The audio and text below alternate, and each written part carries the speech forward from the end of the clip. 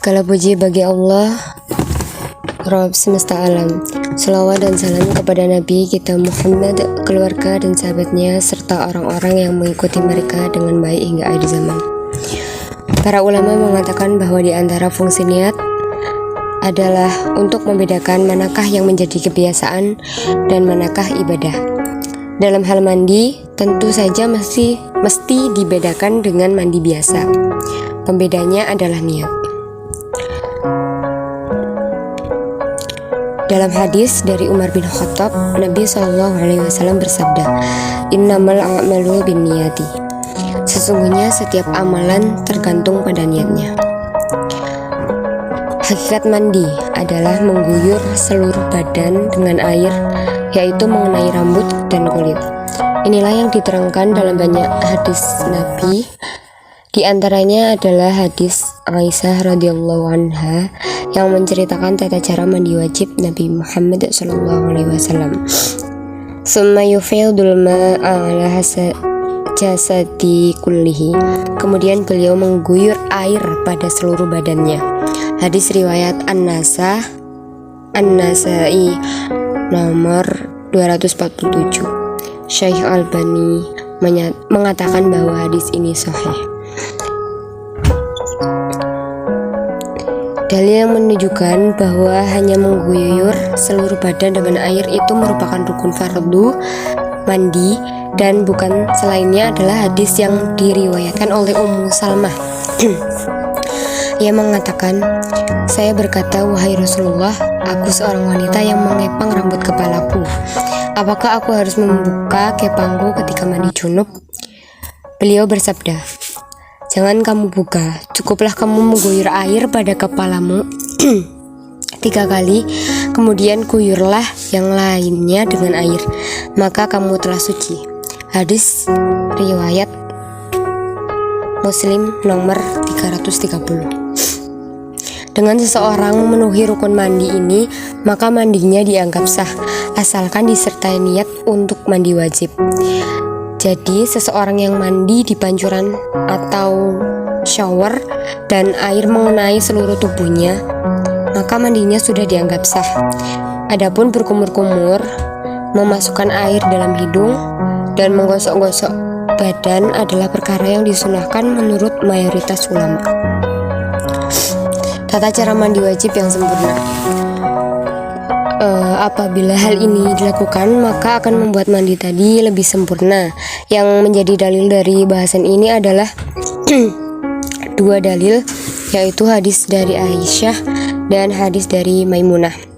Yang pertama dari Aisyah, istri Nabi Muhammad SAW, bahwa jika Nabi SAW mandi junub, beliau memulainya dengan mencuci kedua telapak tangannya. Kemudian beliau berwudu sebagaimana wudu untuk sholat.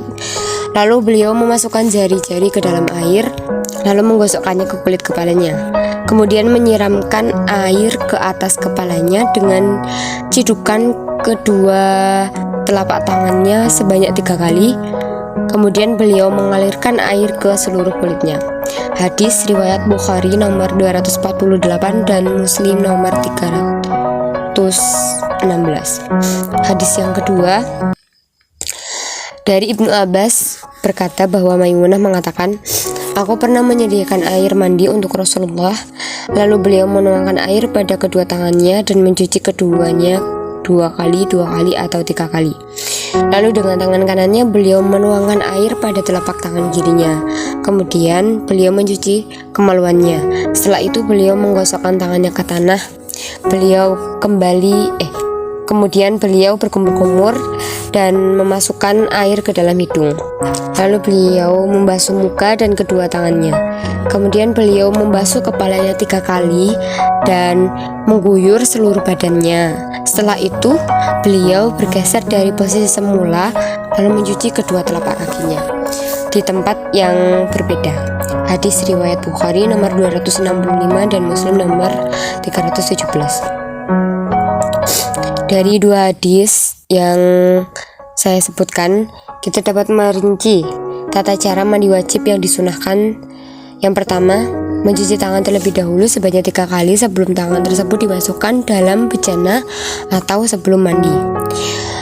Ibnu Hajar Al-Asqalani rahimahullah mengatakan, boleh jadi tujuan untuk mencuci tangan terlebih dahulu di sini adalah untuk membersihkan tangan dari kotoran. Juga boleh jadi tujuannya adalah karena mandi tersebut dilakukan setelah bangun tidur. Yang kedua, membersihkan kemaluan dan kotoran yang ada dengan tangan kiri. Yang ketiga, mencuci tangan setelah membersihkan kemaluan dengan menggosokkan ke tanah atau dengan menggunakan sabun. An-Nawawi rahimahullah mengatakan disunahkan bagi orang yang beristinja atau yang sedang membersihkan kotoran dengan air, ketika selesai hendaklah ia mencuci tangannya dengan debu atau semacam sabun, atau hendaklah ia menggosokkan tangannya ke tanah atau tembok untuk menghilangkan kotoran yang ada. Selanjutnya, berwudu dengan wudu yang sempurna seperti ketika hendak sholat.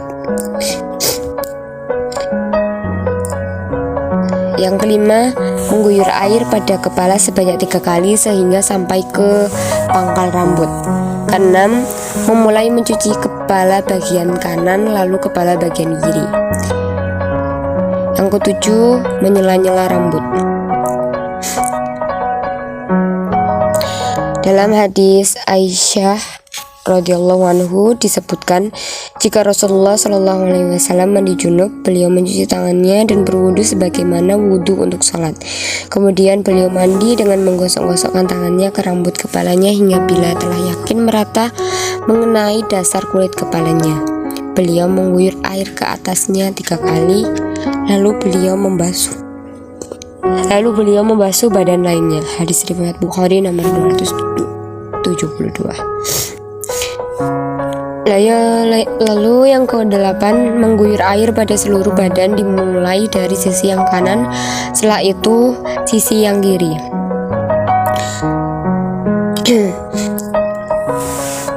Sebagaimana hadis Aisyah radhiyallahu anhu berkata, Nabi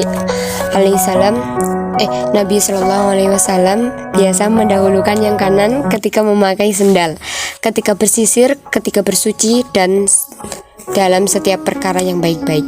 Hadis riwayat Bukhari nomor 168 dan Muslim nomor 268. Demikian yang dapat saya sampaikan. Kurang lebihnya saya mohon maaf apabila ada perkataan yang kurang berkenan. Mohon maaf. Assalamualaikum warahmatullahi wabarakatuh.